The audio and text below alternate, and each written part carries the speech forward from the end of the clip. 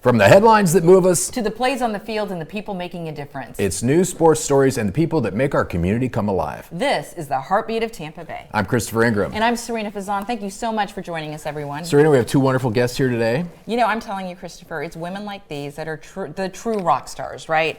Dawning Family Services, they're our guests, CEO Tammi Casagni, and we have Rebecca Payne, who is, I mean, my gosh, you have, I'm blanking out even on your Chief title. Development Officer. Yeah, I'm like blanking out because I'm looking at her beautiful blouse that I love and her beautiful red hair.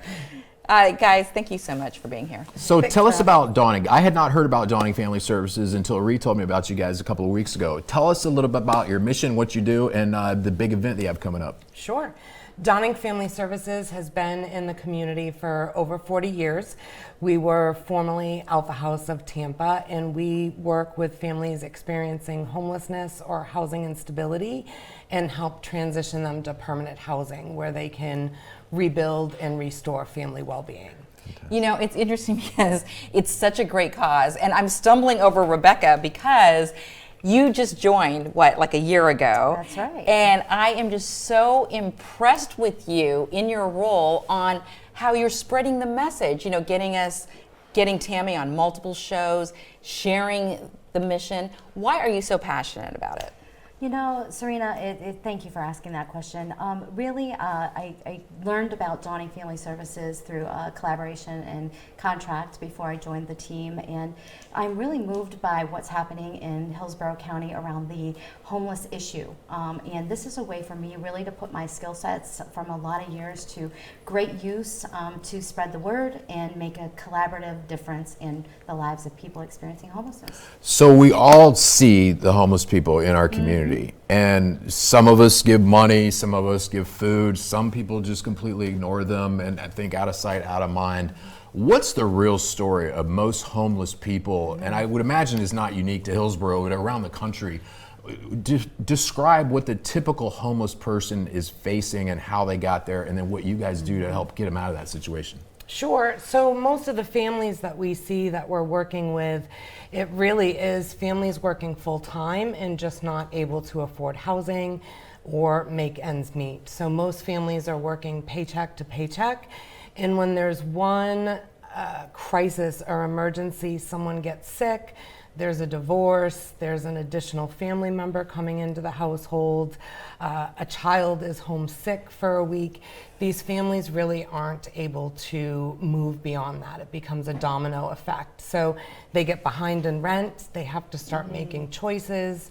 Do we buy food? Do we pay for rent? And that's when the crisis really starts to come into effect. Is there anything a group like yours can do to help people before they get in that crisis situation? So if they're realizing they're not going to be able to pay next month's rent, they can call and get help before they get evicted?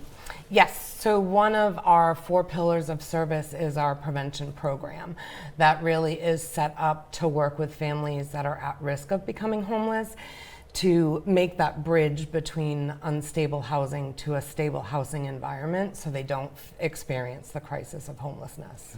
And your agency has been around for a while, and you've been there for 10 years, right, Tammi? Correct. And as the CEO for 3. Correct. I went through a name change as well as formerly the Alpha House.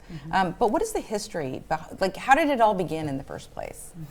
So it was originally established as a maternity home model, and so we worked with women who were pregnant or women with really young children. So back in the 80s, single women needed a place where they were supported and cared for during their pregnancy and after their pregnancy. And then we realized that the community needs were changing and evolving. So the family dynamic shifted. What a family looks like today looks very different than it did 40 years ago, and we really wanted to be able to meet that need. So now we serve all families, no matter what they look like, and however they present to us, we take that as a family unit. Wow, that's so fantastic. It could be single parents, it could be LGBTQ, 2-parent households. Sometimes we have grandparents raising grandchildren. And we've had some unique situations where it's 2 sisters with young children who have come together to be each other's support Isn't network. that something? Now, as I mentioned before, I had not heard of your organization before, and I'm pretty well versed in what's going on in the community, but you can't know everything. How would someone who is in a situation, a crisis situation, they're trying to prevent that from happening, trying to get evicted, if they don't know about you guys, how do they find out about you and get help? I'm assuming through some social service agencies and churches and whatnot. Explain that to us. Yes, we have some great community partners. So we get referrals from other community providers. We get referrals from the local schools. We work a lot with the schools. Usually they will identify children before anyone else, children that are experiencing homelessness. So we work closely with them, and also self-referrals. So the best way for families to get services through us is we really try to make it as easy as possible and have a really short form on our website called Get Help, where families can complete that form and we will get in touch with them. From the moment somebody fills out that form, how long does it take before you guys get back in touch with them? And are you, it's 24/7, 365? I mean, give us a flavor of that. So unfortunately, Chris, the demand for services has surged, and so from the time they fill out that form to the time they hear back from one of our intake specialists is going to be about 3 to 5 days. Okay. We used to pride ourselves in turning that around in 24 hours, but it just isn't. The volume is It just just not- isn't. It isn't possible with the volume we receive. And Rebecca, let me ask you, because you and I have talked about this as well. The biggest step, right, is actually asking for help. Right, exactly. So, I would say that most people are shy and timid about stepping out. They've been self-sufficient, and then one little incident might be a car repair, a medical bill, an emergency of some sort, loss of a job that really puts them out of their comfort zone. They're almost embarrassed to come Yeah, forward. they really are. But we pride ourselves, again, as Tammi has mentioned, at Dawning, to really make them feel warm and received and accepted, heard as they present themselves. A lot of our families come to us that have not necessarily received services elsewhere and are looking for someone to listen and get them into the system of care. And we pride ourselves on being that individual agency that receives them as they present themselves. So whether it be a felony in the past, evictions in the past, we try and meet them where they are. That's great. It's kind of our differentiator. Yes. Judgment-free zone, it sounds like. Right, Yeah. right. So if you sent out a message, to our viewers and our audience, what would a direct personal message be to someone who might be struggling right now and who needs you guys?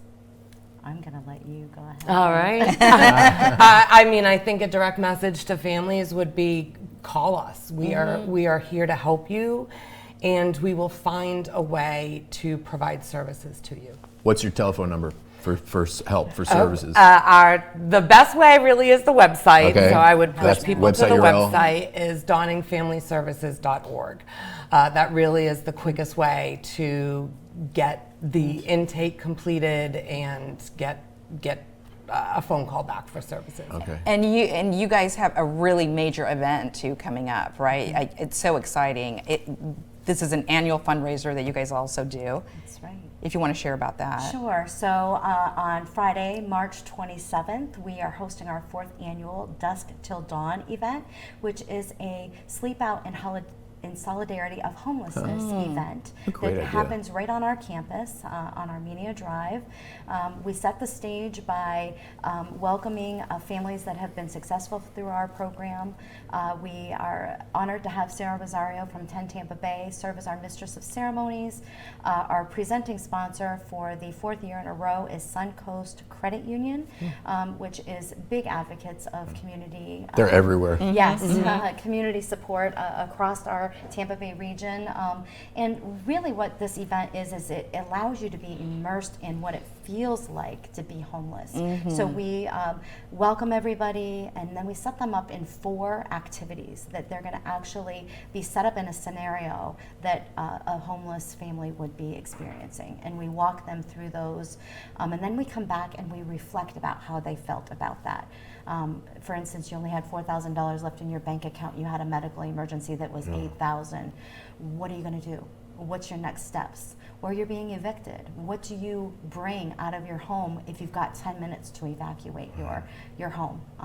And where are you going to go? Right. We're going to our car with our 3 kids. So what do we need? They're important papers, medical, what do we need to grab in those 10 minutes? So those type of things, those hands-on things. And so just paint the picture for us though. People are coming, they're actually going to spend the night outside on your campus. And I think you also do something where people can virtually participate and sleep in their own backyard outside.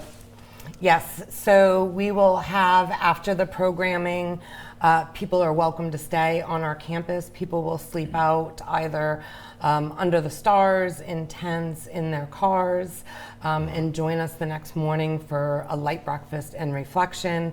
And then we'll also have, we've had people in the past who have joined us virtually. So there'll be some live streaming throughout the night so that people can participate off-site as well. That's very cool. And this is a fundraiser. People participate if they come, they need to buy a ticket, that kind of thing? Yes, so there is a $25 registration fee to join us, and then we ask for people to set up a peer-to-peer fundraising page and reach out to family, friends, and colleagues to help support them in this endeavor and raise critical funds for our programs. What a creative idea. That's a really though. good idea. It is such a creative idea. And have you gotten a lot of, clearly like 4 years, right? So positive feedback that this really opens up eyes? Definitely.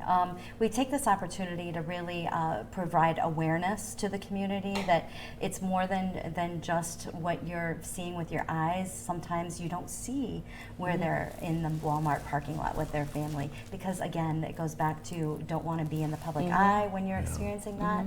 But in reality, we want everybody to just be more cognizant of what's happening in our community and that we're addressing that head on. For sure. What a great organization. Thank you both so much for your service to the community. Give us that website URL one more time for our viewers. Sure, dawningfamilyservices.org. Very good. Wonderful. Well, Rebecca and Tammi, thank you for being here today. Yes, thanks. Thank you for having us. Every story shared Adds another heartbeat to Tampa Bay. from courage to community. We are so proud to tell the stories that keep our neighborhood strong.